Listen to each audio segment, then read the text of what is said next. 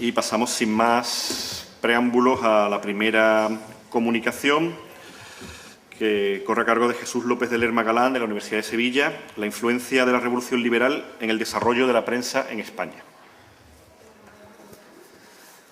Hola, muy buenos días. Ante todo, quiero agradecer la invitación a este quinto Congreso Internacional Doceañista, a los organizadores y muy especialmente a los colaboradores que han estado aquí en la Universidad de Cádiz poniendo en pie este congreso.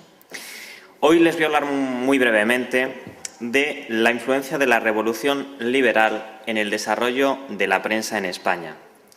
Para empezar, simplemente decirle que la lucha por la libertad va a definir a la generación española de 1808, que se va a enfrentar, sin dudarlo, contra la ocupación extranjera y el despotismo. Las primeras formulaciones a favor de la libertad de prensa se basan en la idea de que era necesario conocer los planteamientos de los ciudadanos para gobernar con buen sentido. Todo el que se siente liberal reconoce la más absoluta libertad de pensamiento y el consiguiente derecho de hacerlo público a través de la imprenta. Yo soy periodista y abogado y también doctor en Comunicación y Derecho. Por eso, a lo largo de mi exposición van a ir notando que yo lo que suelo hacer es mezclar todo lo que es historia del periodismo también con la aprobación legal de la libertad de imprenta en España. Por eso habrá connotaciones propias de un jurista y connotaciones propias del mundo de la comunicación, pero que entiendo que pueden resultarle interesantes. Decirle también, para ir avanzando en el tema, que la invasión militar francesa de la península genera que ciertos sectores políticos liberales movilicen a los combatientes patrióticos, haciéndoles partícipes de sus proyectos e ideas. El liberalismo va a utilizar la movilización social para reivindicar derechos como la libertad de prensa y crear un ideal que acabará con el modelo napoleónico. Esto generará un cambio en el modo de concebir el papel de los medios de comunicación social, tanto por parte francesa, cuyo primer proyecto para España es la Carta otorgada de Bayona, como por los españoles, que introducirán sus reformas en la prensa a través del Decreto sobre Libertad Política de Imprenta de 1810 y, algo muy importante, la Constitución de 1812. La comparación de la situación creada en España por el alzamiento de 1808 con la de Francia ocurrida años anteriores arroja resultados importantes que nos hacen comprender cómo cada proceso revolucionario tuvo señas de identificación propias que lo caracterizaron. La Revolución Francesa se produce a través de una serie de etapas que la van haciendo escalar en estratos sociales cada vez más profundos. Se inicia en los Estados Generales como consecuencia de la movilización de los nobles contra la monarquía. Pronto desplaza a su eje al tercer estado, el estamento burgués, y se ve acelerada por los movimientos campesinos del bajo pueblo parisiense. En España, por el contrario, será el pueblo el primero que reacciona, generando una situación de hecho de la que surge una soberanía práctica que obliga a la corona a ceder su estructura de poder en una serie de nuevos órganos, las juntas provinciales, que se encargarán de la dirección política. Al conjunto de los españoles, la dinastía extranjera les era odiosa y el nombre de francés era para muchos símbolo de revolución, de irreligión y de impiedad. Los documentos de la Guerra de la Independencia respiran la misma atmósfera de odio al extranjero y exaltación de lo español. Lo mismo las proclamas que los sermones, los periódicos que los discursos. Y un buen ejercicio para comprender todo lo que les estoy comentando, pues es analizar esas fuentes originales, remitirnos a esos periódicos y a esos discursos de la época, donde podrán contrastar toda la información que les estoy ofreciendo. Decirles también que el levantamiento popular de 1808 establece casi de hecho inmediatamente una libertad de imprenta que tiene como consecuencia una proliferación extraordinaria de periódicos y folletos que suponen el reconocimiento del principio revolucionario fundamental.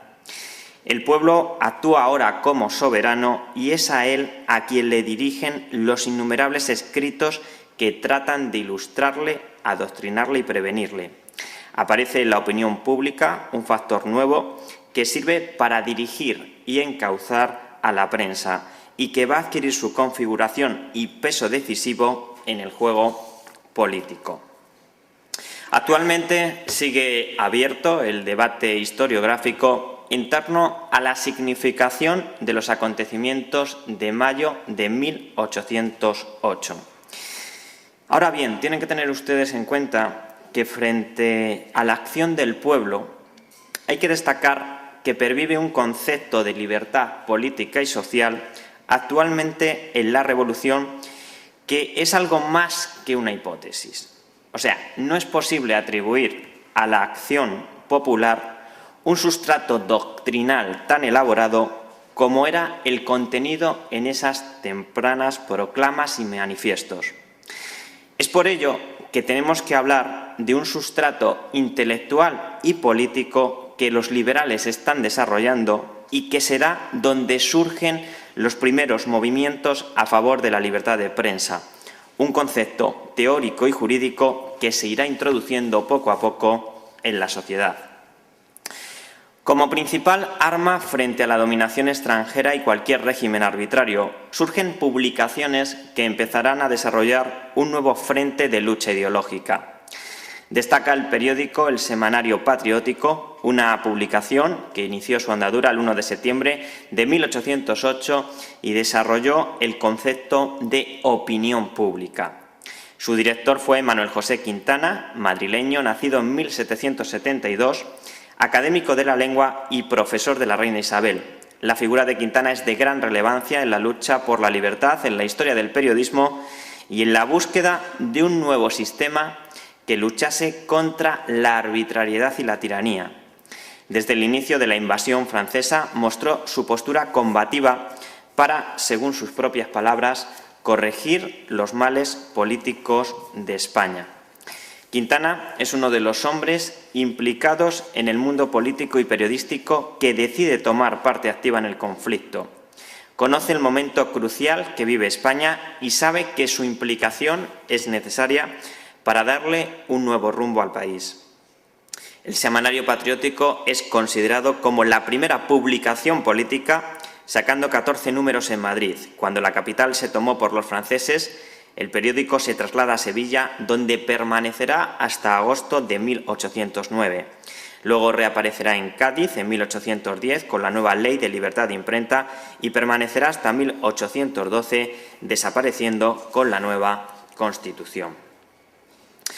Otro aspecto interesante que me gustaría, aunque sea brevemente, tratar o abordar es el tratamiento de la censura en ese momento. El interés por la supresión de la censura previa para todo tipo de impresos se generaliza en 1809-1810. En esos años se producen múltiples manifestaciones en pro de la libertad de escribir mediante peticiones dirigidas a las nuevas autoridades o campañas propagandísticas a favor de la prensa libre que realizan diversas publicaciones. Manifestaciones en las que aparecen los mismos argumentos utilizados un poco más tarde por los diputados liberales en el Congreso para justificar su proyecto de ley de libertad de imprenta. En este primer momento, en el que se configura la libertad de imprenta, la ciudad de Cádiz se convierte en un referente de vital importancia. La actividad periodística en estos inicios es muy escasa, así en mayo de 1808 Cádiz tiene un único periódico, el Diario Mercantil de Cádiz. Este texto periodístico sirvió como portavoz del Gobierno a la opinión pública a partir de la transcripción de continuos bandos dictados al inicio de los sucesos.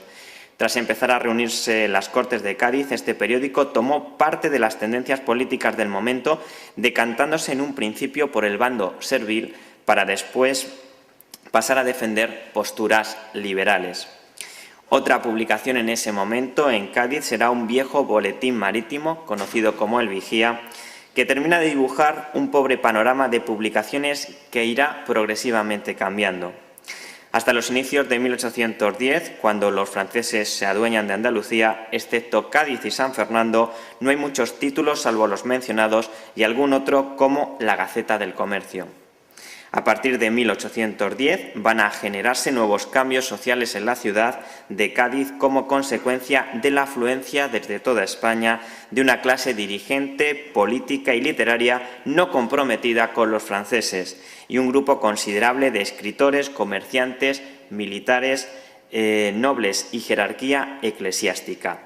La ciudad crecerá en población y pasará a albergar más de 100.000 habitantes, convirtiéndose en una urbe totalmente abierta y culta. El proceso revolucionario, como consecuencia de la Guerra de la Independencia, sirvió para que los españoles pudieran poner en práctica sus dotes de autogobierno. Desaparecida la realidad del antiguo régimen, la convocatoria a Cortes era una ocasión magnífica para todos aquellos que tenían ideas renovadoras. Y esta situación incidirá muy directamente en la configuración de la libertad de imprenta como derecho. La formación y constitución de las Cortes de Cádiz el 24 de septiembre de 1810, en la que los diputados toman posesión de sus escaños, inicia el desarrollo de una prensa que se centrará en los asuntos tratados en los debates de la Cámara. Entre los asuntos cruciales que empezarán a tratarse en Cortes y que se dará a conocer a la sociedad a través de la prensa destacan la representación de América, las líneas de la futura Constitución y, en general, temas de gran calado social que serán, sobre todo, objeto también de tertulias en los cafés. Para muchos periodistas, la época de la formación de las Cortes significó un gran avance en la democratización del Estado. Sin embargo, existía el temor de que estos nuevos cambios encerraran abusos. Por eso, periodistas como Alcalá Galiano en sus artículos recordaba a los diputados que no eran simples propietarios del poder, sino representantes de la nación, debiendo ajustar su conducta a los dictados de la opinión pública. Y des en cuenta la importancia que tiene esta referencia, la prensa como parámetro de control de la Administración y del Gobierno, un referente vital, importante, que incluso trasladamos a nuestros días. Decirles también que el surgimiento de la Ley de Libertad de Imprenta permitió a la sociedad conocer las polémicas parlamentarias a través de las puntuales noticias de multitud de diarios, semanarios, gacetas, periódicos y folletos que no ocultaban su parcialidad ideológica con el fin de conseguir lectores doctrinalmente afines. Es en ese momento cuando los periódicos se muestran como órganos oficiosos de determinadas parcelas de una opinión pública sensibilizada por los asuntos políticos y los acontecimientos que se estaban desarrollando. Como prensa liberal podemos destacar, por ejemplo, publicaciones como La Triple Alianza o El Robespierre Español de Fernández Sardino, El Redactor General, con resúmenes de información y artículos de otros periódicos, El Tribuno del Pueblo Español, La Abeja Española y El Diario Mercantil. También hemos de destacar prensa servil antirreformista, en la que surgen títulos como el del Diario de la Tarde, a favor de la permanencia del Santo Oficio, o El Procurador General de la Nación y del Rey, que plantea un escándalo, ya que la regencia costeó este periódico. Y en mi tesis doctoral pues analizo precisamente algunas de estas publicaciones, como los casos conflictivos con las Cortes de Cádiz, en las que se analiza la situación de ese periódico financiado como era el Procurador General de la Nación y del Rey. Decirle, sobre todo, también que esta explosión del periodismo en Cádiz hace incluso que las 7 imprentas de la ciudad no den abasto en los años siguientes para realizar el centenar de publicaciones que surgirán desde la primavera de 1810 hasta mayo de 1814. Para entender el proceso histórico, legal y periodístico que se está produciendo, debemos tener siempre presentes algunos datos. Hay investigadores que sostienen que los periódicos del 19 funcionan como registro documental de la oratoria parlamentaria y que, como manifestación lingüística del fenómeno, se producen trasvases y préstamos de la retórica parlamentaria hasta el específico lenguaje del periodismo.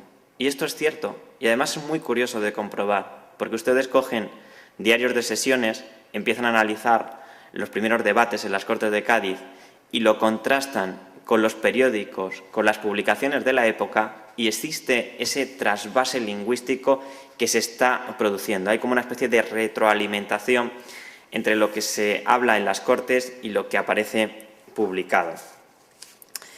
Decirles también, como últimos apuntes y ya para terminar, matizarles que el 14 de octubre de 1810 fue leída ante las Cortes Extraordinarias reunidas en Cádiz el dictamen de la primera ley que aplica en España los principios liberales sobre la regulación de la imprenta.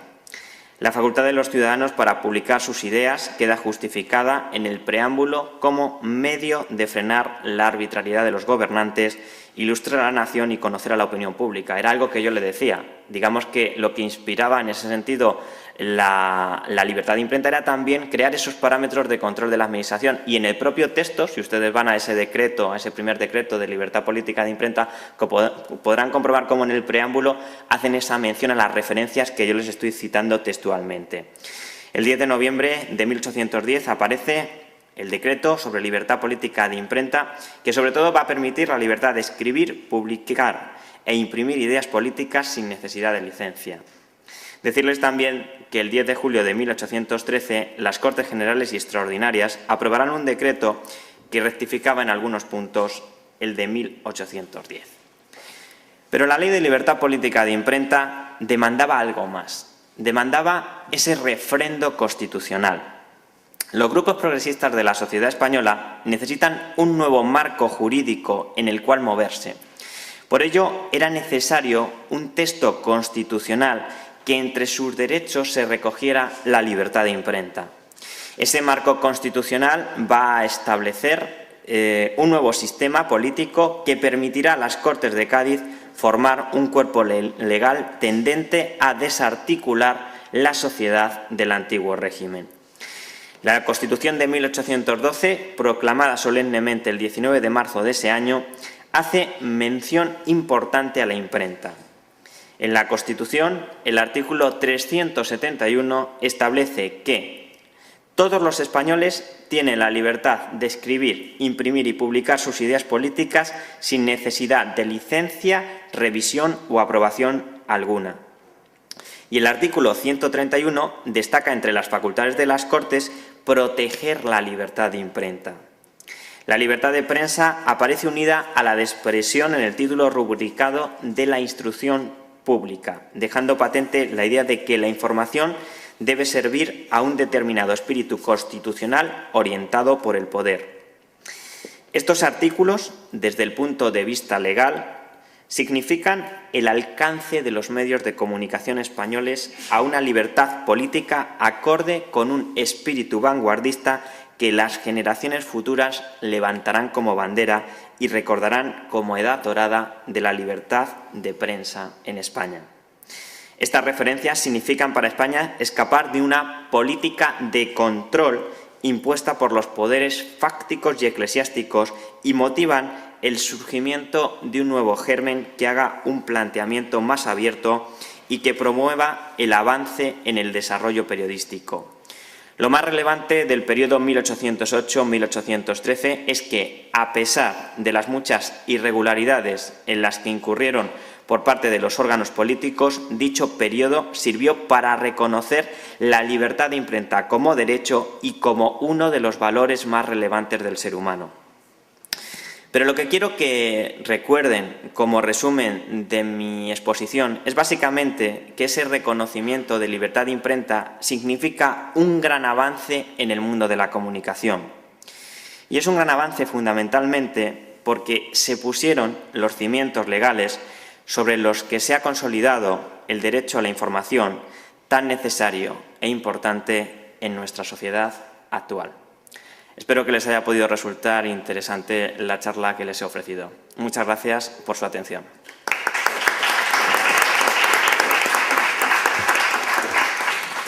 Pues muchas gracias al comunicante y pasamos ahora a la siguiente intervención de María Dolores Jimeno Pujol, de la Universidad Rovira i Virgili, que hablará sobre dos retóricas, una constitución y un rey en 1814, el eco de Reus y el centinela de la patria en Reus.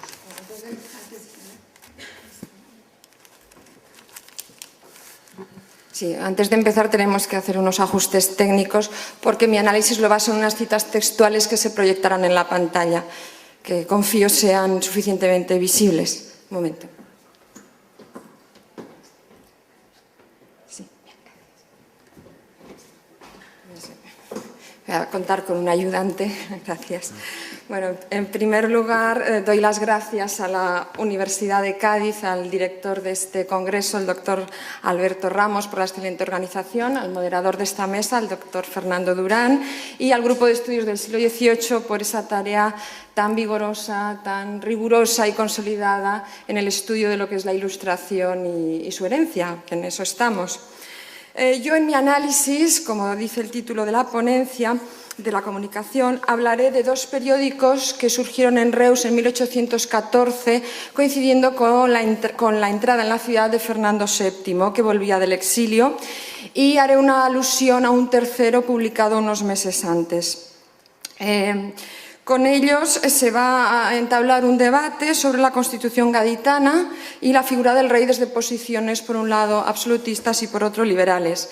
En primer lugar, haré una breve descripción del contexto y de estas dos publicaciones y luego hablaré sobre todo de los textos de la Constitución, de sus bases intelectuales y de los escritos que produce al calor de la libertad de imprenta, tratándome un poco de ajustar a esta línea de palimpsestos que se ha definido en este congreso.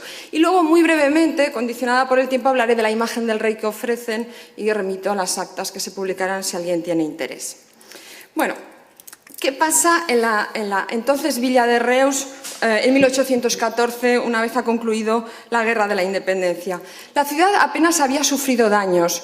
Los reusenses habían pactado con los franceses las sucesivas ocupaciones motivados por su situación en un llano sin fortificar, pero eso sí, a cambio de importantes exacciones económicas que habían dejado la ciudad exhausta.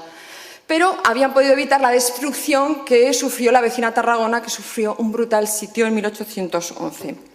En la ciudad, a lo largo de la guerra y un poco antes, coincidiendo con la llegada de emigrados franceses tras la Revolución, había empezado a generarse un debate político y a configurarse dos ideologías opuestas, pero predominaba una fisonomía muy liberal, según diversos testimonios. Por ejemplo, un folleto publicado en Tarragona en 1813 lo denunciaba así: en Reus, con ardid, se ha introducido Madame Liberté, muy disfrazada, Madame Liberté, bajo cuya advocación estamos aquí. El primer diario reusense es también liberal. Se llamaba Periódico Político y Mercantil de la Villa de Reus y su primer número era del 4 de octubre de 1813. Tenía como lema Año Sexto de la Libertad Española y su promotor es ese señor que ven en la imagen, Jaime Ardèvol y Cabré, un médico natural de una población cercana que se había formado en las universidades de Cervera, Huesca y Montpellier. Una persona inquieta que había sido capitán en la guerra contra la Convención y contra la Independencia, que había promovido obras ilustradas y que con ese periódico sufragaba la Casa de la Caridad. Era un constitucionalista convencido y se queja en el primer número del Periódico Político y Mercantil de la insuficiente implantación de la Constitución con las siguientes palabras: cuando se nos llama ciudadanos libres es cuando más lejos estamos de la libertad. ¿Qué acaso los catalanes no somos españoles?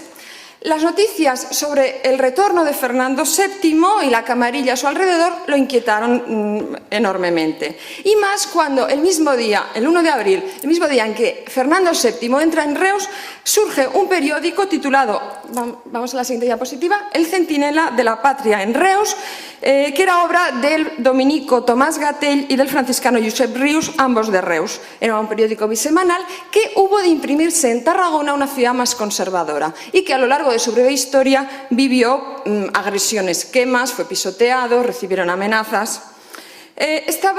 Su lema se acogía al rey de España y hablaba de su cautiverio y libertad consoladora. Entonces la ofensiva de los frailes preocupa al médico Ardèvol y decide redoblar sus esfuerzos con una segunda publicación, vamos por favor, que se titulaba El Eco de Reus, también bisemanal, y que, como su lema quizás se ve menos, como su lema indica, se dedicaba a la defensa constitucional. Los lemas de cada publicación contienen su marbete ideológico: la Constitución del Eco, el rey del Centinela de la Patria. Sus nombres también son una definición Y esta definición viene completada por los prospectos que preceden a las publicaciones. Por ejemplo, el Centinela de la Patria, que es un nombre que hemos repetido con variantes en distintas publicaciones absolutistas, muestra una actitud doble de advertencia y vigilancia. Y, por ejemplo, en su prospecto dice rechazar la libertad y la igualdad. Cito, 2 gritos de ataque fiero contra la sociedad, contra la Constitución, contra el gobierno, contra la religión. Y, sobre todo, critica el abuso de la libertad de imprenta, bajo cuyo abuso se han introducido, cito, doctrinas galicadas, máximas revolucionarias y sistemas impíos que han extraviado a sus compatriotas. ¿Qué va a hacer el Eco de Reus 2 semanas después? Va a retomar este binomio libertad e igualdad del Centinela y dice querer contribuir a la libertad de imprenta, proporcionar a todos los ciudadanos un medio seguro de manifestar sus ideas, publicar sus reflexiones, patentizar sus quejas, ilustrar a la nación. Y sobre todo lo que quiere es difundirse a los que nunca han tenido acceso a la expresión pública por razones sociales. Y así proclama la dulce igualdad. Cito, de este modo cumpliremos el goce de un bien nacional. Veremos a un mendigo que sepa escribir publicar la dureza de un millonario que le niega el mendrugo de su mesa. Las palabras son muy hermosas, pero son retóricas porque se aceptaban con preferencia artículos de suscriptores y debían llegar francos de porte. Sin embargo, el Eco pues pretende eso, ser el eco de lo que otros le transmitan y transmitir más ecos de libertad. De una manera u otra, cada periódico se ve impelido a utilizar la libertad de prensa. La burguesía liberal de Ardèvol porque es un nuevo y único medio para difundirse y crear esa opinión pública que pretenden los liberales. Y los otros, los frailes ultramontanos, porque el púlpito se les ha quedado pequeño en esta coyuntura. Vamos a ver ahora cómo abordan el debate constitucional y con qué bases. El Centinela de la Patria, en su número del 27 de mayo, cuando ya se conoce en Reus la abolición de la Constitución, abogaba por una Constitución, cito, pero no jacobínica, sino decente y sabia. La ciudad había vivido un fervor constitucional. Habían recibido un ejemplar en septiembre de 1812 y se le habían dedicado públicos festejos. En otoño de 1813 la plaza principal de Reus pasó a ser la Plaza de la Constitución y estaba a la venta en las librerías, aunque según se queja Ardèvol a un precio exorbitante. Por eso, ¿qué hace él? Asume la tarea urgente de difundir el mensaje constitucional con el propósito ilustrado de hacer entender el texto, y entonces va a recurrir a un tono muy didáctico. Entonces, ¿qué hace? Comenta artículos concretos, explica términos políticos, cito, en estilo sencillo para todos los ciudadanos, recurre a diálogos ejemplificadores o añade el diario de 2 sesiones de Cortes, que es una sección habitual en su otro periódico. ¿Cómo se trata de convencer? Usa la Constitución sin detallar sus fuentes, aunque la huella de Rousseau y su pacto social se encuentra en aquella y en los debates previos a las Cortes, como ha estudiado Jefferson Spell en su clásico estudio. Seguramente Ardèvol, que se había doctorado con una tesis en francés, conocía a los autores de referencia, pero sabe que su rival absolutista le va a reprochar extranjerismo si alude a estos autores y va a recurrir, por lo tanto, a una doble estrategia de omisión reforzada con otra de manifestación o expresión. Vamos a la cita número 1. Va a presentar las raíces hispanas de la Constitución española que él ve en la Constitución antigua aragonesa, cuya fórmula de juramentos, en esa misma diapositiva, la cita 2, lleva implícita la soberanía nacional e incluso, según él, de una manera mucho más avanzada que la Constitución gaditana. Aparte, vincula la Constitución al derecho natural emanada del mismo Dios. En efecto, la crítica del Centinela va a basarse en buena parte en desvelar las bases teóricas del adversario y va a prevenir contra ellas de 2 maneras: mediante advertencias alarmantes, a la manera de un predicador cristiano, o con la deconstrucción irónica en un intento de desacreditar cierta pretendida superioridad intelectual que exhiben los liberales, a su juicio. Vamos a la siguiente pantalla. Hay una sección en este periódico absolutista, la primera, titulada Política Cristiana, que es como un poco el editorial del periódico. Y ahí, utilizando El estilo que digo del predicador, apóstrofes a la segunda persona, tono apocalíptico, exclamaciones e interrogaciones retóricas, va a tratar de combatir los fantasmas antievangélicos producidos por la libertad de imprenta. Hojas ponzoñosas que se reparten gratis en Reus con los errores, blasfemias de, y está ahí resaltado en color, Lutero, Calvino, Rousseau, Voltaire, d'Alembert, escrito tal cual. Son las palabras de un párroco alarmado por los efectos que estos escritos producen en sus feligreses. El Centinela ve por doquier un plan de los filósofos para acabar con la religión, con sus ministros, para trastocar las jerarquías, desorganizar la hacienda, en fin, para sembrar la anarquía. Y su auténtica bestia negra es Jean-Jacques Rousseau, por el número de alusiones que le dedica y por el tono de la crítica. Le llama antisocial por querer devolver al hombre a su estado natural desentendido del Génesis, o usa imágenes infernales comparándolo con el mismo Luzbel. Iríamos ahora a la pantalla siguiente, la cita número 2, dice él que el Rousseau, tal cual, se ha introducido literalmente en Reus, Rousseau y el Eusebio, que es su secuela, y enmascarado, y ahí iríamos a la cita 3, bajo los extractos de otros periódicos que introduce el Eco.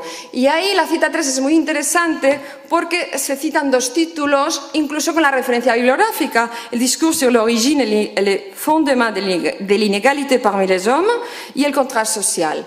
Y se ve que el fraile ha leído el original francés. Y también, esto no lo he escrito, la crítica que de él efectuó Voltaire, con las siguientes palabras, cito: el patriarca Voltaire recitó de aquella obra original el siguiente elogio: Nouveau livre contre le genre humain. Y luego lo traduce con una postilla irónica. Cito: para mis paisanos que en eso de gabachismo somos unos con otros bastante lerdos, gracias a Dios. Entre el clero español, según se ve, se había difundido la obra de los filósofos, a pesar de las censuras y prohibiciones inquisitoriales efectuadas durante el 18 y de que esas lecturas, como ha apuntado el profesor Lafarga, le resultarán innecesarias. Pero a pesar de esta ignorancia idiomática que los frailes ven en los reusenses, en la ciudad se habían leído, entre los jóvenes de clase acomodada, la enciclopedia y el contrato social según distintos testimonios. Tal vez por esto, el clero local emprendió su impugnación y también porque vio sus ecos materializados en las doctrinas liberales constitucionales. Y porque aunque el pueblo no pudiera leer el original francés, estaban al alcance de todos las secuelas, el citado Eusebio de Montaigne, el Bosquejo o el diccionario crítico burlesco de Gallardo. Ahí tendríamos la cita número 4. ¿Qué hace el Centinela para desacreditar a los filósofos franceses? Recurre a otros escritos, el mismo Evangelio, que se glosa o se utiliza en antítesis a los escritos de los filósofos, los escritores franceses prestigiosos, vamos a la cita número 5, los escritores católicos Bossuet y Fenelon, y el inglés Alexander Pope, de quien cita la teoría del bien público como pretexto de la opresión, la ruling passion. Como las doctrinas extranjeras, este sería el 5, vamos a la 6, que es donde habla de Pope.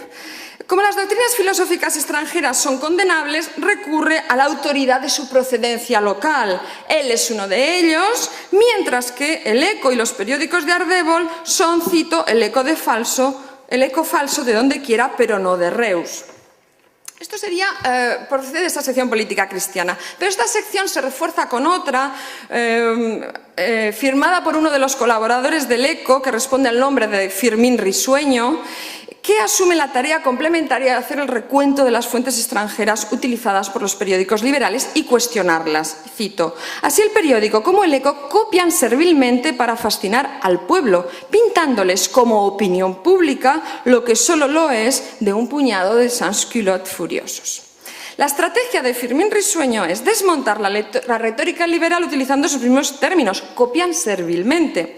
Y al mismo tiempo va a referir las lecturas prestigiosas de su amigo el Centinela. Vamos a la siguiente pantalla. Y aquí, en distinto color, estarían los autores de enjundia del político cristiano, Saavedra Fajardo, Feijóo y los papas reputados, y frente a ellos la erudición a la violeta de los liberales, que solo se han leído 4 libritos de Faldriquera. Estarían ahí destacados. el ilustradísimo Maquiavelo, los más ilustrados Montesquieu y Rousseau, con toda la ironía del mundo, y el célebre inglés Bacon de Verulamium.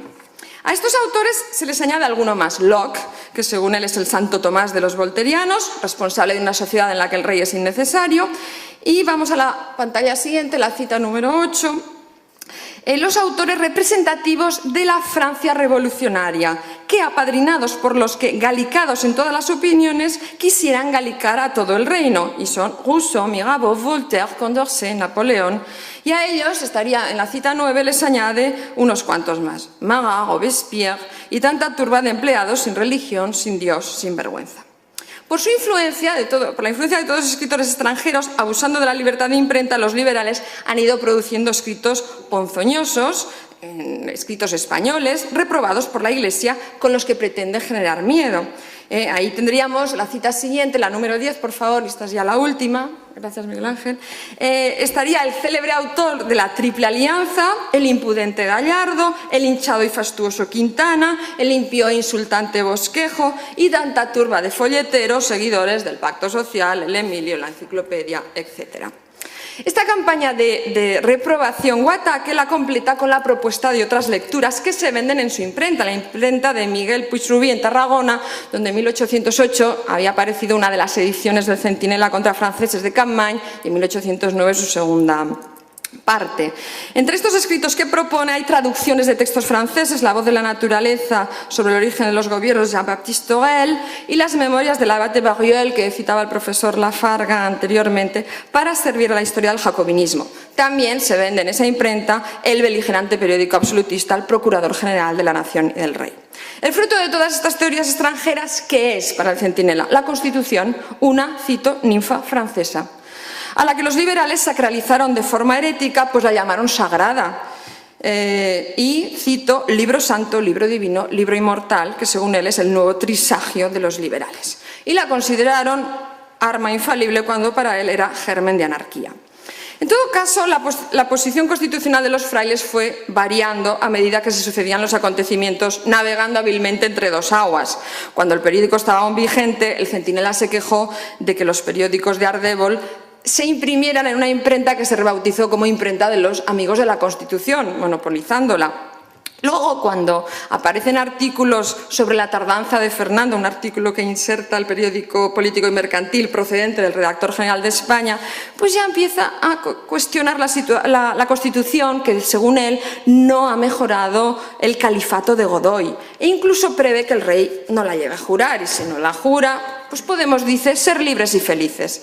Además, trata de demostrar el Centinela el escaso fervor popular con que ha sido acogida el día de la visita real a Reus. Dice, ni es tampoco verdad que se gritase viva la Constitución. Solo en algún lienzo se leyó esta expresión, pero de viva voz no sé yo otro grito que el de viva Fernando VII. Y luego dice, solo una vez tengo entendido que se dio el viva la Constitución y no tuvo séquito. Una vez derogada la Carta Magna, lo que hace el Centinela es referir testimonios de ataques a la Constitución, quemas del texto, entierros de la Constitución, litotricias de las lápidas conmemorativas, pero todos son testimonios procedentes de fuera, ninguno de Reus. De manera inversa, el periódico Constitucional va a contar episodios de respaldo. A la vez que este debate, que este rastreo y ataque de fuentes, se va transmitiendo una imagen del rey. Fernando VII llegó a Reus el día 1 de abril a las 4:30 de la tarde, procedente de Tarragona, a cuyas heroicas ruinas apenas les había dedicado unas horas aquella mañana.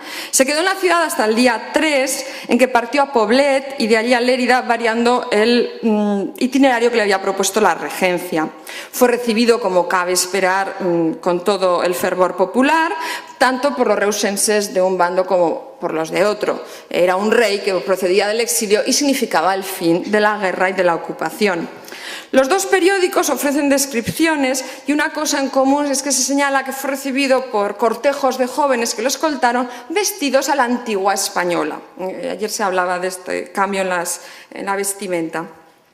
Pero la imagen que luego los periódicos ofrecen del monarca es diferente. El eco liberal matiza bastante esta imagen del rey, tratando de unir el mito del inocente al rey constitucional, como ha estudiado el profesor Laparra, ese rey que recibe su soberanía del pueblo, que además la ha ganado con su sangre en la guerra.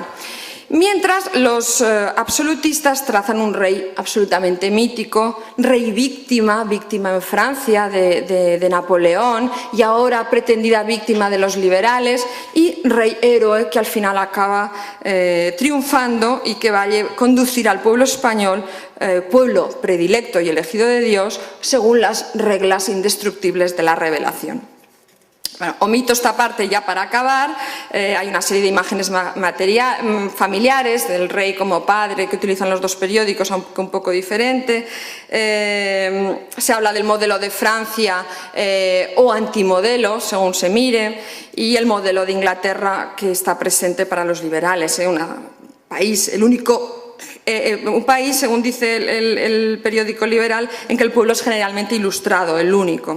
Bueno, acabaré un poco con el final de la historia, que sucedió de la siguiente manera. El 13 de mayo cesa el Ayuntamiento Constitucional de Reus, se derriba la lápida de la Constitución que estaba en su fachada y poco después cerraron los diarios de Ardèvol. El sábado 21 aparece un número extraordinario del Centinela con la noticia de que ha sido detenida la regencia en Madrid y da la lista de todos los detenidos. Y dice lo siguiente: ya se acabó el despotismo que encerraba la Constitución. En el número ordinario del martes 24 publica el Real Decreto del 4 de mayo aboliendo la Constitución y hace una reflexión para los reusenses. Nada se os dé por la Constitución. Ved quienes la celebran y quienes la reprueban, y eso os dirá su mérito. ¿Qué os ha dado hasta ahora la Constitución? Nada os daría en adelante si no fuese desazones, disturbios y guerras civiles. El último número del Centinela sale el 6 de junio con el título de El Centinela en retirada. En él, los frailes dan por acabada su misión, alegres por el fin de la impiedad y la persecución cristiana y el triunfo de los patriotas, es decir, los cristianos frente a los filósofos. Ardèvol había desaparecido antes sin opción a despedirse, su último número fue el 14 de mayo, acabó en la prisión de Tarragona durante un poco más de un año, gracias a que los sectores influyentes de Reus consiguieron revocar su condena. Continuó con iniciativas ilustradas, llegó a construir una máquina de vapor, fue autor de escritos económicos, ocupó cargos durante el trienio liberal y luego vivió el exilio como tantos otros. Gibraltar, Cuba, Estados Unidos, Portugal, Francia, y luego pudo volver a España tras la muerte de Fernando VII para morir en Barcelona en 1835. En su nicho se lee: trabajó siempre por la libertad y la ilustración de la patria. Hemos visto, con este análisis he pretendido demostrar que la sociedad reusense no permaneció indiferente en la coyuntura del cambio de régimen y que ofreció un apasionado debate público con diferentes tonos, como también hizo la prensa contemporánea madrileña. La Constitución gaditana y la libertad de imprenta eran garantía de felicidad para unos, germen de anarquía para otros, y también era distinto el monarca que deseaban. Al iniciar el siglo solo parecía común la idea de una Cataluña leal a España, aunque estuviera disociada entre el eco sonoro liberal y la visión tradicional del centinela patriótico, y eso sí, preocupados uno y otro por el fantasma de la guerra civil que anidaba en esas ideologías contrapuestas. Gracias.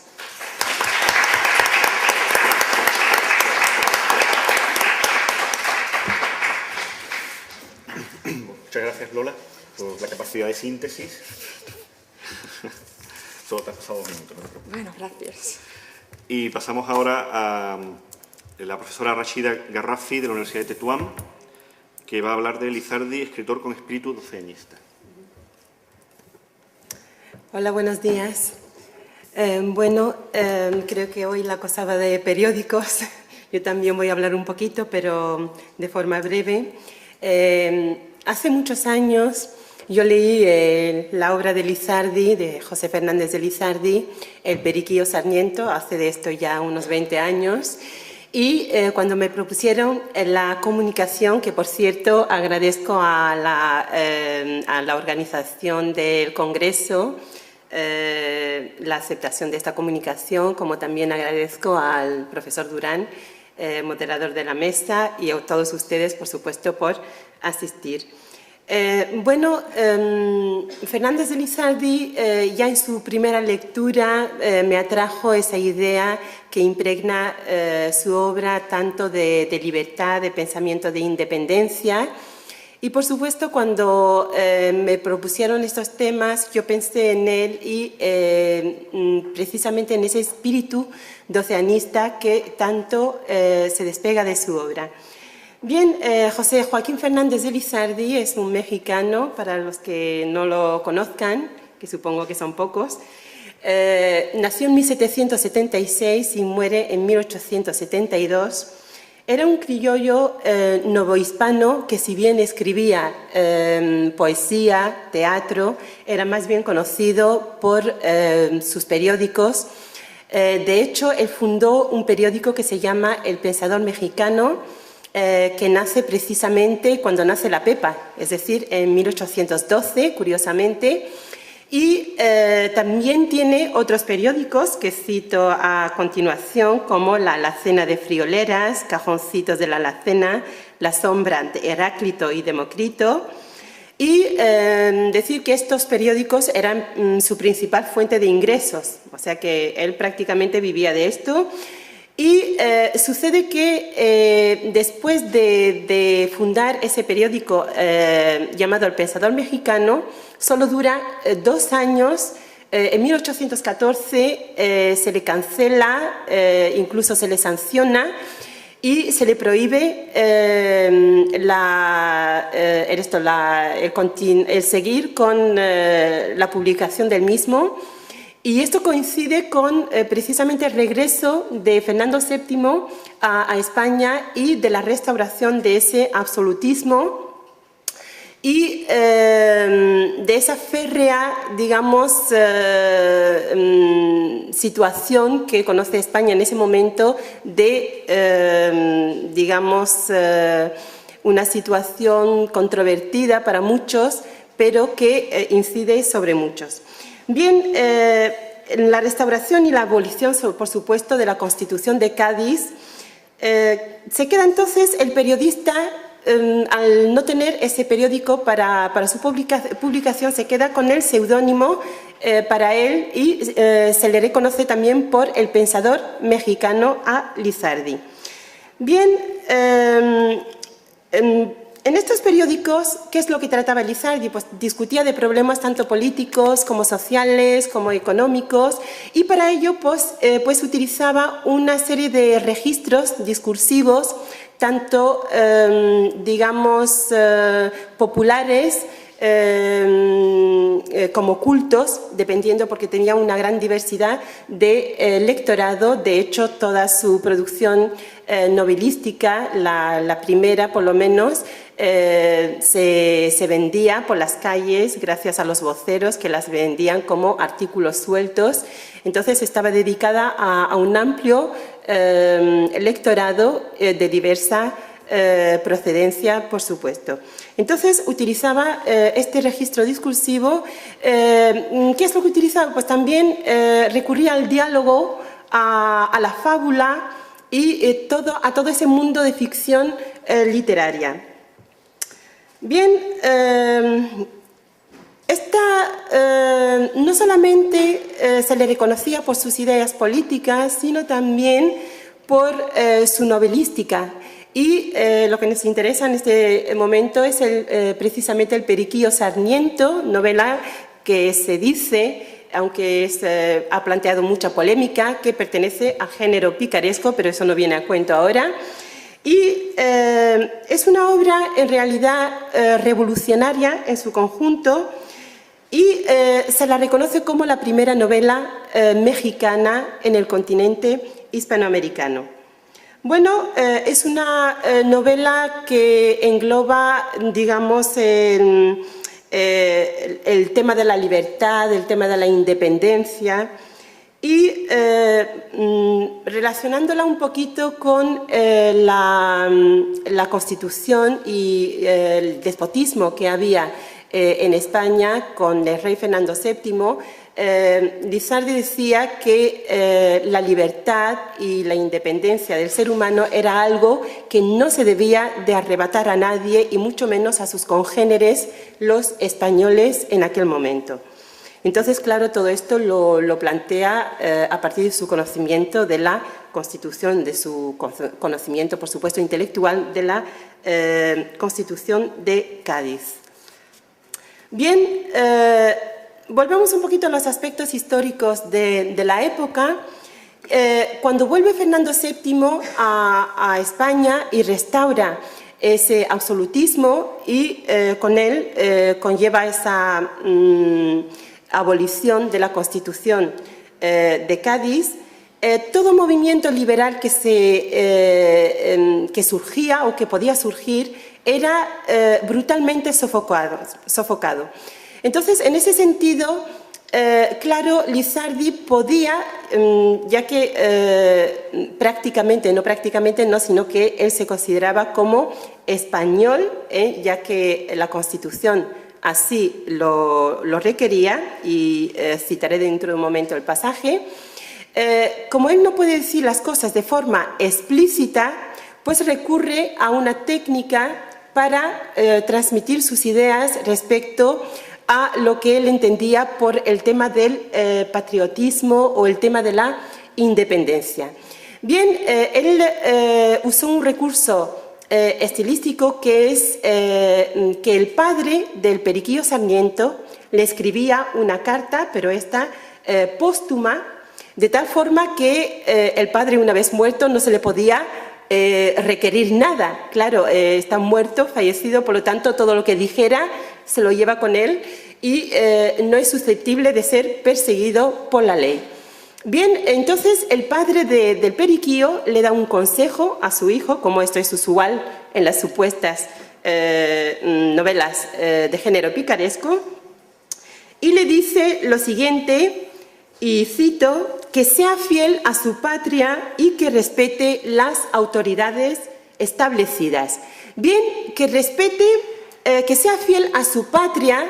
Claro, oficialmente en ese momento se piensa que España es su patria, pero para los mexicanos la patria es el lugar donde han nacido y donde se han criado. Por lo tanto, se está refiriendo a México. Es una forma velada de hablar de la patria. Y cuando le dice que respete las autoridades establecidas, aquí sí que se refiere a España, puesto que las autoridades establecidas son aquellas que se han impuesto a México mediante los peninsulares, es decir, desde el punto de vista judicial, legislativo, etc. Bien, por eso el padre quiere que su hijo sea patriótico, es decir, que luche por la independencia de su país, pero que en realidad lo haga de tal forma que no se atraiga, digamos, las sospechas de las autoridades españolas y con ello, pues, ser encarcelado e incluso poder ser asesinado. Por lo tanto, es un arma de doble filo el consejo que le da y el que utiliza Lizardi para reivindicar un poquito la patria mexicana. Bien, ¿por qué? ¿Por qué le teme tanto? En un artículo, en el artículo de la Constitución, el artículo 18, dice lo siguiente: son ciudadanos aquellos españoles que por ambas líneas traen su origen de los dominios españoles de ambos hemisferios y están avecindados en cualquier pueblo de los mismos dominios. Bien, esta era la sensación de muchos españoles americanos que estaban en México, es decir, que en parte ellos se sentían realmente españoles. Y así lo afirma en las Cortes de Cádiz un diputado por Tlaxcala, a ver si lo digo correctamente, que, repito, en las Cortes de Cádiz afirma él mismo lo siguiente: que los españoles americanos, por ser hijos de europeos, habían mamado al nacer el amor a la península y desde niños se tenían por hijos de ella y no solo eran españoles, sino que además se gloriaban de serlo. Por lo tanto, en este caso, Periquillo Sarmiento era un español más susceptible de ser perseguido también por la ley como un español que se rebela contra su propia supuesta patria. Y eso, claro, tenía que eludirlo de alguna forma y por eso lo hace de forma velada. Por otra parte, Lizardi, siempre con su espíritu doceanista, además de su espíritu conocido como reformador, en el número nuevo del Pensador mexicano, Lizardi escribe una dura sátira contra el virrey español de aquel momento, que no respetaba las directivas de la Constitución de Cádiz. Y este dato, pues, revoca precisamente la libertad de imprenta que constituye, como ha dicho mi compañero de mesa, uno de los artículos de la PEPA, el artículo 131 precisamente, que aludió a él, y que reza así: proteger la libertad política de la imprenta. Por lo tanto, él siempre se basa en ese espíritu de la Constitución de Cádiz para tratar de reformar o de plantear sus ideas.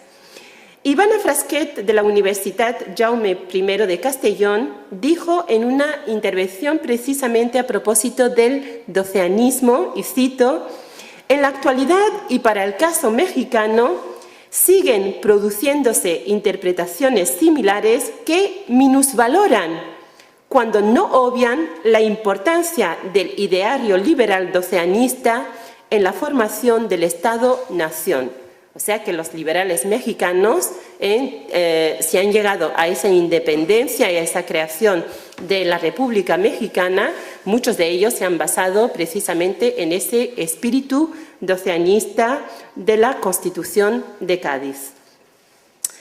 Bien, el tema de la educación, tan propio también de esas novelas de género picaresco y que no podía faltar tampoco, no digo que lo sea, el Periquillo Sarmiento, cuidado, porque esto conlleva mucha polémica, pero como se sirve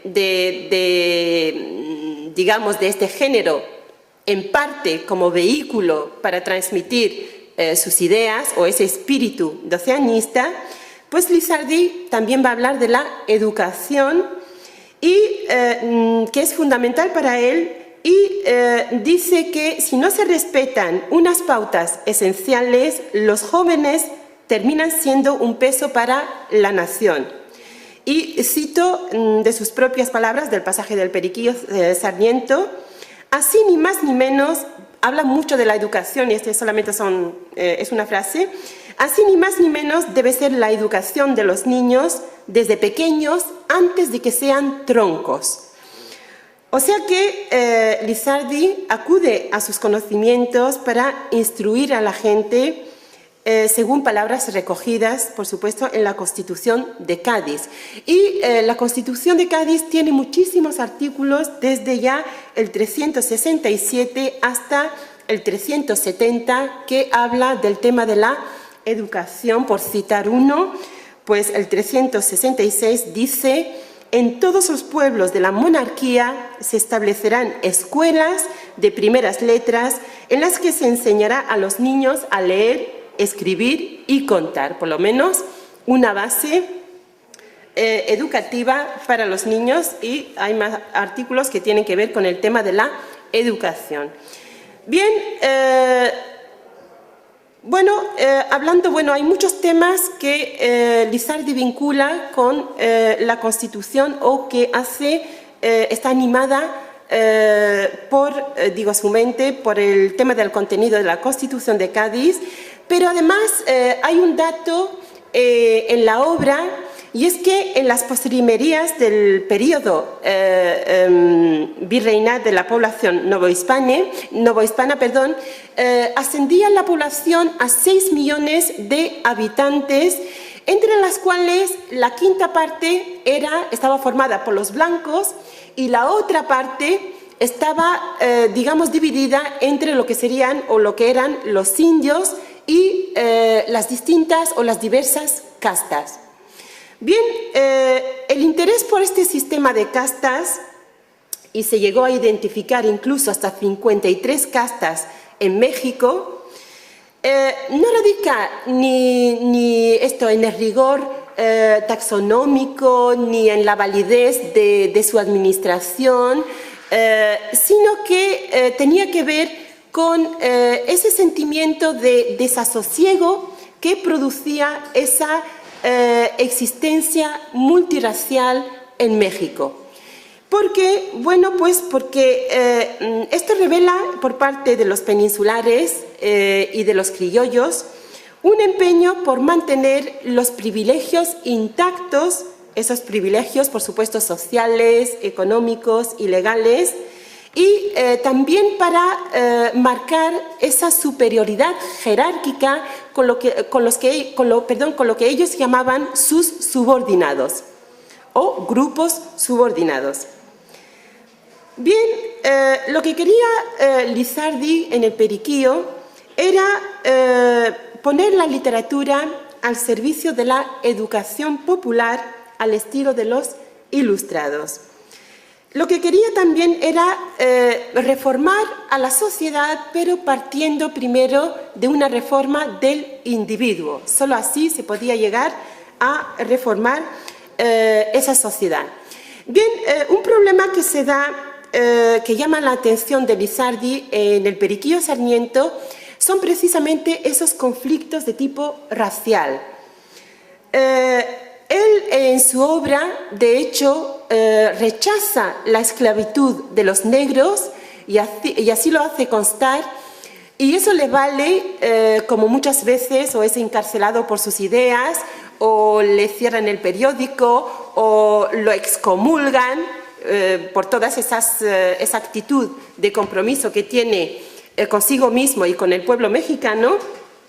Y en esta forma, pues no podía ser de otro modo, también el apartado o el bloque en el cual él rechaza o hace apología de ese rechazo de la esclavitud de los negros, pues también le prohíben ese tomo cuarto, pero ya les dije al principio que la obra al principio se vendía por las calles como artículos sueltos, por lo tanto la forma manuscrita también siguió divulgándose y posteriormente en época de la independencia de México volvería a reincorporarse ese tomo cuarto a su obra primera. Bien, quedan claras estas ideas ilustradas de Lizardi en cuanto al tema de la igualdad, que es otro artículo que recoge la Constitución de Cádiz, es decir, que todos los españoles o todos los que forman parte de España son iguales ante la ley sin digamos, prerrogativas de género, de raza o de lo que sea. Otro ejemplo que él da, y esto para terminar, es la revuelta, no la revuelta, sino la postura que adopta un grupo de indios en la novela que han sido expoliados, han sido vejados por un delegado o subdelegado y por un cura también, y que ellos al llegar a un estado terrible de miseria, pues deciden actuar, pero no es lo que hace Lizardi no es un llamamiento a las armas, sino un llamamiento a la razón, a la justicia, a las leyes. Entonces, aquí da un ejemplo de cómo se debe de proceder cuando uno quiere apelar a sus derechos como ser humano. Y estos indios que conocían sus derechos, pues lo que emprendieron fue ir a la capital sin decírselo al subdelegado, como que iban por otros objetivos,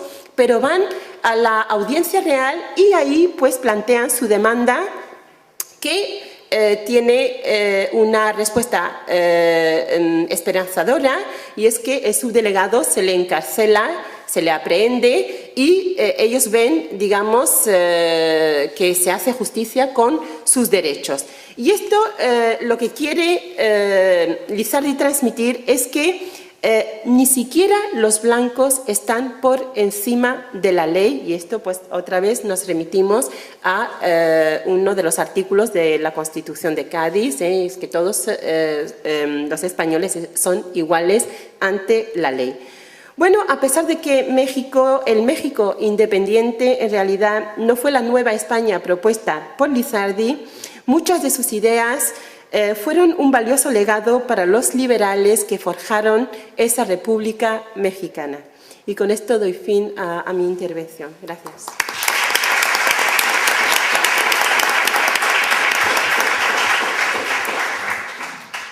Bueno, y para concluir la parte académica del Congreso, la última intervención corresponde a Miguel Ángel Díaz Dota, de la Universidad de Cádiz, que hablará de la España santa y la pérfida Francia, resistencia ideológica en la poesía de la prensa reaccionaria en la época de las Cortes de Cádiz. Gracias, Fernando. Buenos días a todos. En primer lugar, me gustaría agradecer a todos los que han hecho posible que hoy esté ofreciendo esta comunicación, que va a tratar primordialmente de la prensa reaccionaria en la época de las Cortes, centrando la atención principalmente en la poesía. Mi comunicación, en líneas generales, tratará la ideología reaccionaria brevemente, para luego hacer un acercamiento a los principales periódicos absolutistas del periodo, que son el Diario de la Tarde, el Censor General, el Celador Patriótico y el Procurador General. Resaltaré algunos matices de la poesía de la prensa reaccionaria de la época y, finalmente, podréis ver ejemplos de la resistencia ideológica hacia lo liberal a través de la asociación con lo francés en la prensa tradicionalista, con los ejemplos de las copias que se han repartido. Al igual que los liberales, los reaccionarios encontraron también inspiración en autores extrapeninsulares, a pesar de que España disfrutó de grandes teóricos en la materia, que de por sí contaba con una buena tierra para que estas ideas germinaran con rapidez. Las ideas ilustradas, que contaron con autores españoles como Luzán o Juan de Iriarte, apostaban por un espíritu de renovación y reforma en ámbitos varios, confiando en la razón y dejando atrás las ideas supersticiosas. Aunque la lectura de autores europeos que pudieran trasladar ideas libertarias era limitada por la censura, sus obras eran leídas de forma clandestina en su idioma original e incluso a partir de 1760 fueron traducidos algunos fragmentos y reproducidos en revistas y periódicos. Esta difusión de las nuevas ideas provocaba una gran inquietud en los ámbitos sociales que hasta el momento ejercían el control sobre el poder, y estos grupos reaccionarán con fuerza ante las innovadoras ideas, alegando que hacían peligrar el espíritu cristiano en España.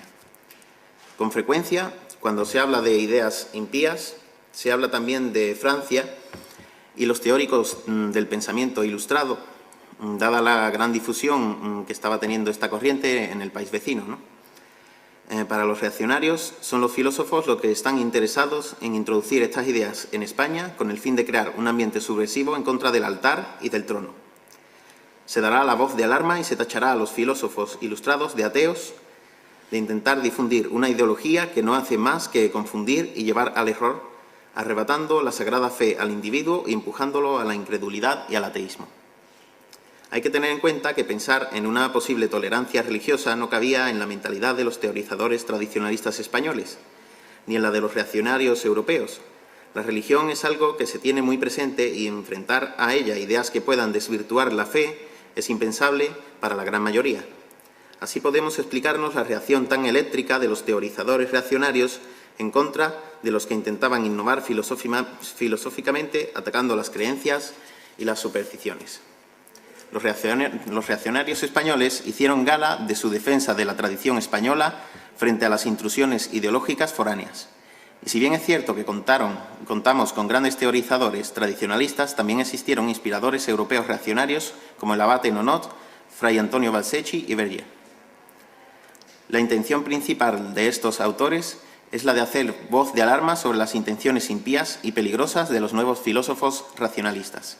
El italiano Luigi Mossi tuvo un éxito bastante considerable en toda Europa con su obra Proyecto de los Incrédulos en 1791. Según esta obra, los filósofos pretendían minar las estructuras de la sociedad establecida, atacar la fe cristiana, instaurando en su lugar el ateísmo y derrumbar, además, la monarquía. Mossi avisaba que todo ello se estaba preparando ya en Francia para iniciar una gran revolución. En los albores de la Revolución Francesa, las influencias europeas sobre los autores españoles fueron determinantes para que Fray Fernando Ceballos, el padre Rodríguez o Fernández de Valcarce difundieran en España la alerta sobre el peligro que constituía la nueva ideología ilustrada y consagrara la figura en el ámbito tradicionalista del filósofo como hombre de pecado, que utiliza al pueblo para conseguir sus fines. El despotismo ilustrado fue la respuesta de la monarquía española al movimiento ilustrado, en su afán de modernización y mejora de la sociedad de su tiempo. Pero las guerras europeas y, sobre todo, la Revolución Francesa hicieron que en España se reaccionase en contra de la Ilustración. Muchos fueron los autores tradicionalistas que pusieron su pluma al servicio del absolutismo y la lucha contra las ideas renovadoras. Los más importantes, por mencionar algunos, son Pérez y López, Juan Pablo Forner, Vila y Camps, Peñalosa y el primer Joaquín Lorenzo Villanueva. Son los autores que plasman la primera fase de la ideología reaccionaria en España, una ideología compleja de analizar y que se puede dividir en tres fases: realismo, tradicionalismo y carlismo. El realismo es el movimiento ideológico reaccionario que se opone al liberal en la época de las Cortes de Cádiz. Realistas como Miguel de Lardizábal, el obispo de Orense, o José Joaquín Colón fueron procesados por las Cortes al no aceptar el principio de soberanía nacional. Estos realistas, como lo fueron el padre Vélez y Alvarado, se caracterizan por hacer frente al primer liberalismo doceañista, que abarca desde el desarrollado en las Cortes hasta la muerte de Fernando VII. España es para estos autores la encargada de la defensa universal del catolicismo, y el patriotismo es muy importante para este fin. Principalmente, los autores que he mencionado defienden la religión católica y la fe a toda costa, nombran a Dios como primer y primordial soberano que delega su poder en el monarca, por lo cual ningún cristiano ha de luchar contra el Estado monárquico, y niegan que los filósofos sean apropiados para guiar a las sociedades a un buen fin, sino todo lo contrario. Para los reaccionarios es muy importante otorgar valor a la religión católica, armonizando el principio religioso con el monárquico, ya que en la sociedad del antiguo régimen es el catolicismo el que insufla vida a las instituciones políticas tradicionales. La Revolución moderna, sin embargo, comete el pecado de negar a Dios y elevar al hombre por encima de él. Niega el gobierno de Dios, la existencia del pecado original, la imperfección del ser humano y la necesidad de la existencia de la divinidad. Las ideas políticas modernas están condenadas para los reaccionarios a la anarquía y al despotismo, y es necesaria la intervención tradicionalista para la salvación de la humanidad. El gobierno provisional, en la ausencia del legítimo Fernando VII, buscó mitos retóricos de una constitución anterior, cuyo origen se remonta al fuero juzgo de los godos, con la intención de hacer más fácil la asimilación de la nueva forma política. Los reaccionarios, por su parte, utilizan este mito para demostrar la soberanía del monarca, que ostenta su poder limitado por unas Cortes de carácter estamental, alegando que si estas Cortes han cumplido su función con anterioridad, no tienen por qué cambiarse en ese momento. La libertad para los realistas se basa en la llamada libertad según la ciencia vieja católica, que diviniza la autoridad y santifica la obediencia. Enseña el respeto a la ley y a las tradiciones y su profunda vinculación con el temor de Dios, y a reconocer la sumisión de la libertad a la autoridad, ya que los hombres son libres para respetar la jerarquía social y política. En Cádiz, en la época de las Cortes, se dio una situación especial que hizo de esta ciudad un lugar ideal para la profusión y la propagación de ideas de todo tipo que corrieron a modo de prensa escrita. Como sabemos, hubo una gran variedad de escritos publicados en la ciudad y una prensa periódica que carecía de censura previa gracias al decreto de las Cortes. Esta situación no era del agrado de los tradicionalistas, que rechazaban la libertad de imprenta y no pensaban entrar en ese juego desagradable. Sin embargo, poco a poco, los absolutistas se fueron dando cuenta de que la prensa escrita liberal estaba consiguiendo difundir sus ideas a través de las lecturas públicas, en un acto de transmisión a los iletrados que tradicionalmente había sido asumido por el púlpito. El marqués de Villapanés será uno de los mayores protectores de la prensa realista en Cádiz. El jerezano vendrá a la capital a ser invadido Jerez por los franceses y en Cádiz será de los editores de periódicos absolutistas más famoso junto con Francisco Molle y, por supuesto, también de los más ridiculizados en la prensa liberal. Los absolutistas habían comprendido al fin que debían combatir a los liberales con sus mismas armas, de manera continuada. El celador patriótico será el primer ensayo del marqués de Villapanés en ese sentido, un periódico que servirá de experiencia para, en agosto de 1811, sacar las principales cabeceras absolutistas de su producción, el Diario de la Tarde y el Censor General. Posteriormente, se fundará el Procurador General de la Nación y del Rey. La libertad de imprenta será puesta a prueba con los ataques de los absolutistas hacia los liberales y hacia las Cortes, utilizando la misma libertad que ellos critican, y el conflicto en este último punto será muy patente, ya que los liberales no veían claro que se pudiera usar la libertad de opinión que otorgaba las Cortes para atacar al propio sistema, a las mismas Cortes y a la propia libertad de imprenta. El comienzo en los debates constitucionales en el Congreso es la principal causa de estos nuevos enfrentamientos entre liberales y absolutistas, debido al intento presuroso de los absolutistas de controlar la situación antes de que fuera demasiado tarde. Poco a poco, los redactores reaccionarios comenzarán a mejorar sus letras y sus críticas se harán más molestas para los liberales. El celador patriótico será la primera ofensiva de los tradicionalistas en papel periódico. Si bien, aunque salía impreso periódicamente, era una publicación bastante irregular. El celador salió publicado a lo largo del primer semestre de 1811 y presumiblemente desde octubre del año anterior. Redactado casi únicamente por el marqués de Villapanés, es un periódico en un principio torpe y desordenado. El celador es una cabecera muy confusa y cambiante. El título de la misma cambiará en diversas ocasiones antes de asimilar su nombre definitivo. En su serie más regular, que va de los números 5 a 16, guarda una apariencia muy semejante a los periódicos de la época, y su extensión oscila entre las 4 y las 20 páginas. La mayoría del contenido se dedica a censurar escritos liberales y a las mismas Cortes, de una forma bastante repetitiva, aunque también incluirá algunas secciones de noticias. Justo con el comienzo de las discusiones en el Congreso en torno a la Constitución, se pusieron en marcha en agosto dos cabeceras que actuaban conjuntamente, el Diario de la Tarde y el Censor General. El Diario de la Tarde se encargaba de dar las noticias referentes a lo que ocurría en el Parlamento, con la particularidad de que era el único periódico que ofrecía sus crónicas de Cortes el mismo día en que las sesiones abiertas se daban en el Congreso. Además, ofrecía noticias de guerra, anuncios, artículos comunicados. El Diario de la Tarde es bastante regular en sus publicaciones y su estructura mejora a partir de su segunda época, que comienza el 24 de diciembre de 1811. En rapidez informativa, el Diario de la Tarde no tenía competidor, aunque la abrumadora profusión de datos en ciertas épocas conflictivas hará que se den algunos retrasos en las informaciones de Cortes, aunque subsanada con prontitud. Normalmente el periódico consta de la sección de Cortes, otra de noticias y los anuncios. También suelen aparecer artículos comunicados y cartas a los editores. El Censor General, por su parte, pretenderá presentarse también como un periódico imparcial, no reaccionario ni liberal. En un principio, la publicación salía 2 veces por semana, los miércoles y los sábados, con 16 páginas cada número. Su publicación oscilará entre la periodicidad bisemanal y la diaria, con extensión variable entre las 8 y las 16 páginas. Todos estos cambios se pueden explicar por el intento de hacerse un hueco en el mundo de la prensa, a pesar de que el mismo censor proclama su gran aceptación en el público. La intención del censor es claramente la de influir en la opinión pública, someter al juicio tradicionalista las noticias que se reciben de las Cortes o los temas que se traten en los demás periódicos, guardando cabida a los artículos comunicados. Al fin y al cabo, se pretendía tener una vía de contestación para los ataques y tertulias liberales que se pudieran ver en otros periódicos, llevando a cabo una particular censura de papeles. El Procurador General será la principal cabecera absolutista a partir de octubre de 1812, y si se compara con las anteriores, se nota una mayor madurez periodística. Se trata de una cabecera fundada por Francisco Molle y presumiblemente editores que se separaron del grupo de Villapanés a partir de la segunda época del Diario de la Tarde. El formato es similar al de los demás periódicos de la época y el contenido es muy variado. Podemos encontrar poemas, anécdotas, cuentos, cartas y diálogos.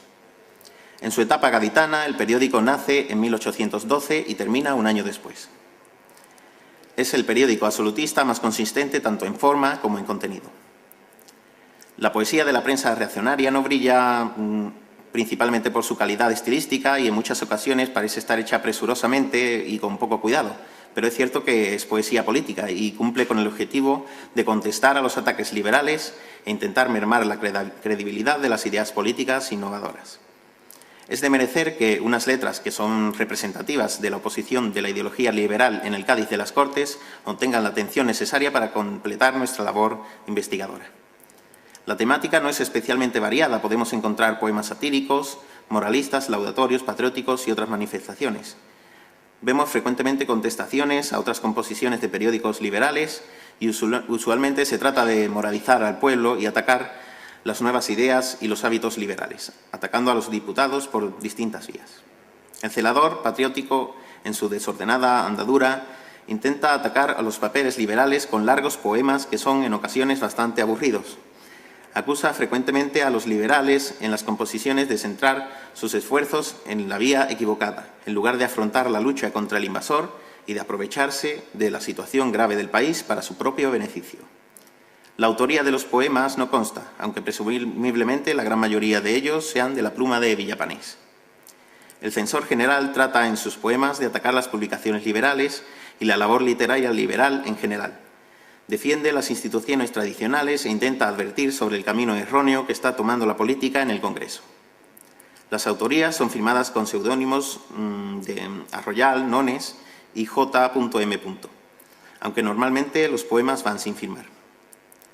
En el Diario de la Tarde la mayoría de las firmas también son anónimas, aunque lo cierto es que podemos suponer que los autores son los habituales para los escritos absolutistas.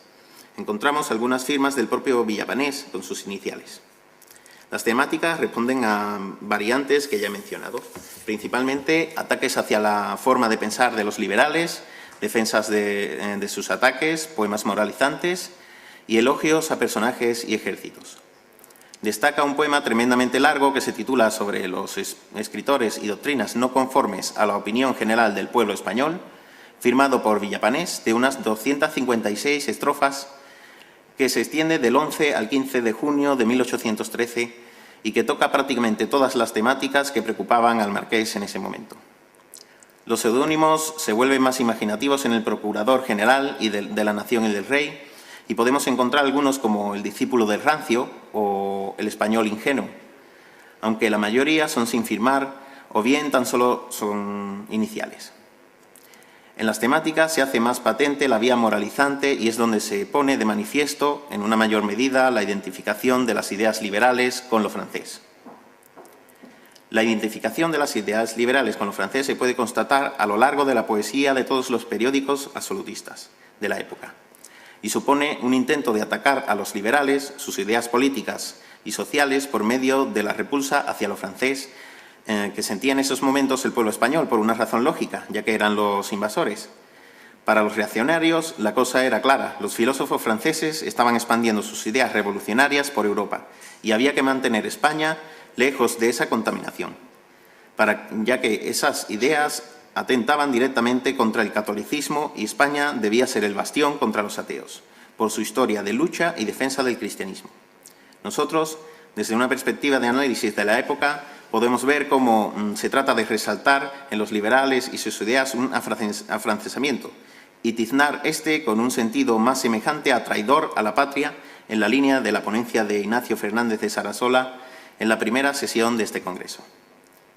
Para terminar, simplemente decir que en las copias repartidas podéis ver ejemplos de este ataque a los liberales por medio de la identificación con lo francés en la poesía reaccionaria. Muchas gracias.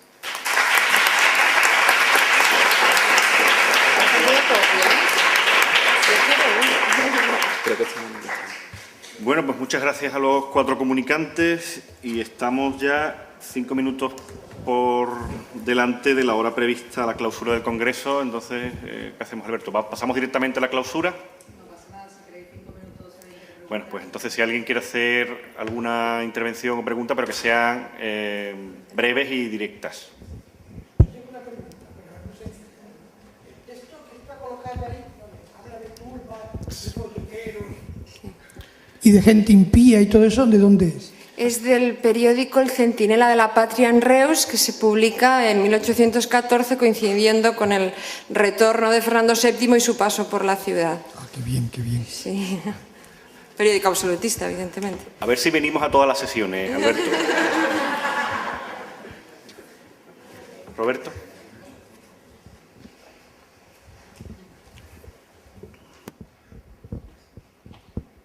Sobre la ponencia de Rashida. que por cierto, a la hora de en la fecha de la muerte invertiste los números y dijiste 1872 en vez de 1827, que fue cuando murió. Pero, sí. Y la cuestión es nada más insistir sobre una de las ideas que planteaste en tu ponencia, porque sobre el doceañismo, que tú lo llamas de Lizardi, y porque es de los pocos autores que ya cuando está a punto de consumarse la independencia en la Nueva España, estamos en 1820, tiene un artículo en el que, digamos, como advierte a las autoridades que si no se van a mantener con la independencia de México las libertades que garantizaba la Constitución de Cádiz, él prefiere quedarse dentro de la monarquía hispánica. Y esta actitud de Lizardi, esto fue un aspecto que creo que no tocaste, pero esta actitud siempre, digamos, combativa, le valió el ser encarcelado por ambos regímenes. Fue encarcelado por las autoridades virreinales cuando la Nueva España era Nueva España, y fue encarcelado por las autoridades mexicanas cuando ya no era la Nueva España y era México. Nada más eso.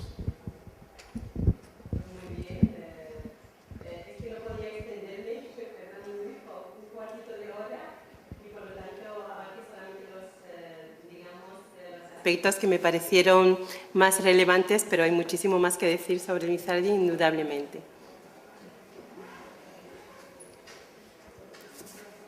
Bueno, yo solamente comentaría también de la ponencia de Lola.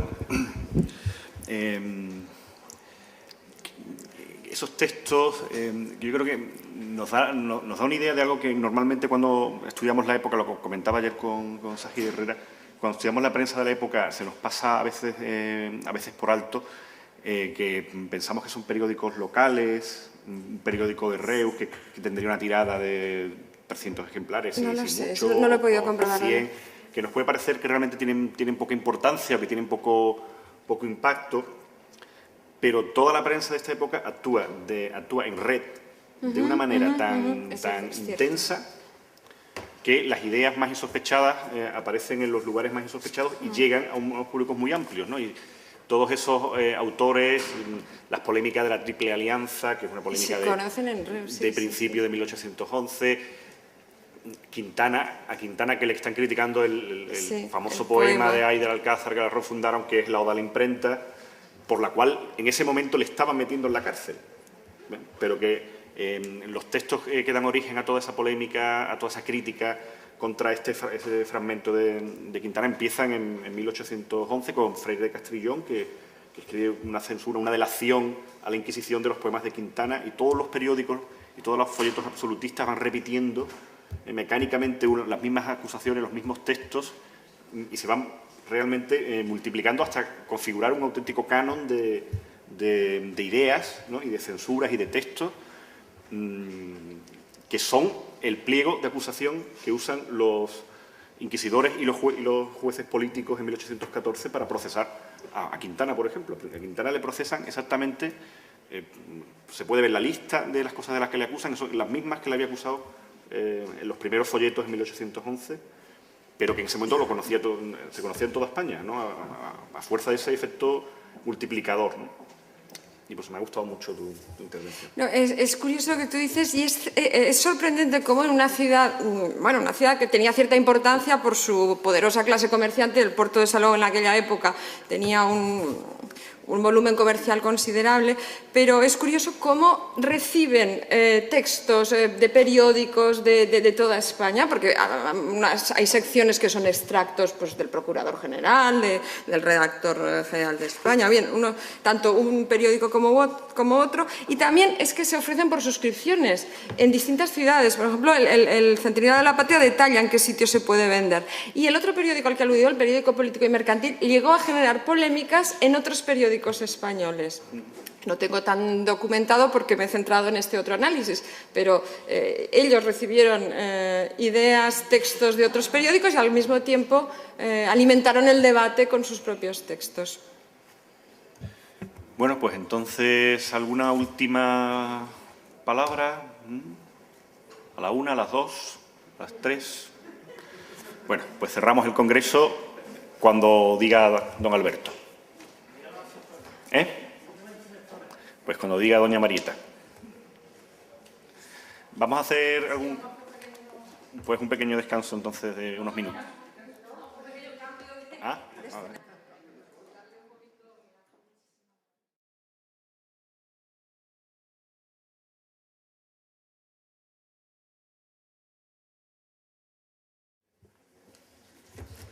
Bueno, pues muy brevemente os saludo de nuevo. Buenas tardes a todos. Y vamos a proceder al acto de clausura de este quinto Congreso Internacional doceañista. Y, en primer lugar, pues le voy a dar la palabra a Alberto Romero como coordinador del Congreso. Bien, bueno, ya estamos finalizando. Yo voy a ser muy breve y simplemente voy a agradecer a todos los que habéis participado, a todos los que habéis venido al sur del sur, nunca mejor dicho, porque estos congresos que ya tienen un cierto rodaje y que, bueno, que poco a poco ha habido una mayor aceptación, no solamente dentro del ámbito académico, que siempre han sido convocatorias que han sido muy bien acogidas, sino de cara un poco a que la universidad y este tipo de actividades estrictamente académicas puedan también abrirse a un público mayor, ¿no? Ese cambio lo hemos notado de manera muy sensible en esta ocasión y también como un colaborador de mi compañero de mesa, el doctor Ramos, pues quiero manifestar el agradecimiento por parte de los profesores que formamos un amplio equipo de trabajo, no solamente por el apoyo de la institución, aquí en la persona de la vicerrectora de Extensión Universitaria, Marieta Canto, sino también porque, como pudimos comprobar el día de la inauguración, posiblemente el año que viene tengamos que poner una mesa el doble de larga, lo cual puede parecer un poco broma, pero bueno, yo creo que es algo muy importante, ¿no? La colaboración institucional, la suma, que siempre aporta, bueno, además de una mayor cantidad de recursos económicos que son imprescindibles para poder realizar este tipo de actividades, sino también yo creo que ayuda mucho a que todos estemos en el mismo camino, en la senda constitucional y que ninguna institución, ningún ponente, ningún participante se convierta en el trasunto de Fernando VII el deseado, que en cuanto pudo, bueno, pues abolió la Constitución y metió en la cárcel a todo el que pudo, ¿no? Yo creo que la inauguración del Congreso, simbólicamente y sin que estuviera previsto, significaba muy bien esa ayuda institucional, esa colaboración y como parte del equipo, pues quiero mostrar públicamente mi agradecimiento, ¿no? Y nada más, muchas gracias a vosotros, porque sin ese público, pues tampoco este congreso tendría mucho sentido. Nada más.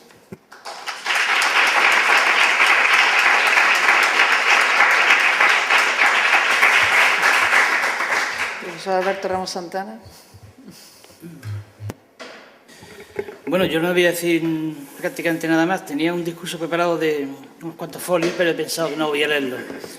Sí quería solamente decir algo para el próximo año. El otro día di la lista de títulos de siguientes congresos y el del año 2010 estaba previsto. Bueno, sí, estaba pensando ahora mismo que hemos pasado al Ecuador. De 8 previstos, ya estamos en el quinto. Para el 2010 habíamos puesto un título que no recuerdo exactamente cómo era, pero en la parte final decía textos para una revolución. No me acuerdo, falta algo al principio. El otro día en una reunión clandestina en la barra de un bar decidimos que había que matizar el título y que no va a ser exactamente textos para una revolución, va a ser discursos o algo así, porque nos dimos cuenta o pensamos que decir solamente textos parecería que iba solamente al texto escrito y había que incluir, por ejemplo, también la imagen y otro tipo de representaciones para la revolución, con lo cual os matizaremos el título en breve, pero en principio hemos pensado discursos para la revolución, incluyendo todo tipo de discursos, pues ya pensaremos exactamente cómo lo ponemos.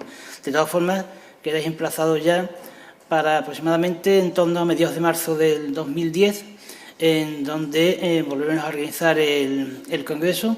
En esta ocasión intentaremos que sea un poco más largo y que sea más intenso y que en vez de 12 horas diarias, pues que tenga 14 o 15. Ya os avisaremos con tiempo para que vengáis preparados. Y, sí, pero para mayores de edad, exclusivamente. Bueno, pues muchas gracias a todos por vuestra participación y, bueno, lo dicho.